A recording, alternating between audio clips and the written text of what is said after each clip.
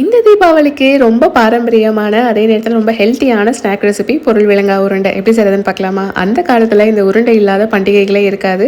வீட்டில் உள்ள பொருளை வச்சு ரொம்ப சுலபமாக பண்ணிடலாம். டேஸ்ட்டும் அவ்வளோ சூப்பராக இருக்கும். கண்டிப்பாக ட்ரை பண்ணி பாருங்கள். அதுக்கு 2 கப் புழுங்கல் அரிசியை லோ ஃப்ளேம்லேயே நல்லா பொரிய வரைக்கும் வறுத்து ஆற வச்சுக்கோங்க.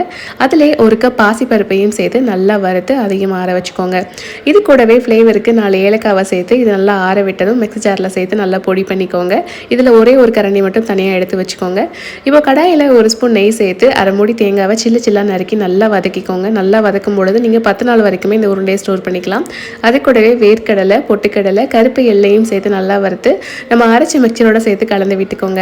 1/4 கிலோ வெல்லத்தை 1 கப் தண்ணி சேர்த்து நல்லா காய்ச்சி தூசி இல்லாமல் வடிகட்டி இன்னொரு இதில் சேர்த்து ஒரு கம்பி பதம் வர வரைக்கும் நல்லா கொதிக்க விடுங்க. ஒரு கம்பி பதம் வந்ததுக்கப்புறம் அதையும் அது கூட சேர்த்து நல்லா கலந்து விட்டுக்கோங்க. எல்லாத்தையும் நல்லா சேர கலந்து விட்டதுக்கப்புறம் சின்ன சின்ன உருண்டைகளை உருட்டி எடுத்துக்கோங்க. கை பொறுக்கிற சூடு வந்தோடனே உருட்டிடணும். ஏன்னா ஆறுச்சுன்னா இது கட்டிப்பற்றும் உருட்ட முடியாது. இப்போ நம்ம எடுத்து வச்ச மாவில் கோட் பண்ணி வச்சிங்கன்னா அருமையான பொருள் விளங்கா உருண்டை ரெடி. கண்டிப்பாக இந்த தீபாவளிக்கு ட்ரை பண்ணி பாருங்கள். டேஸ்ட் ரொம்ப சூப்பராக இருக்கும்.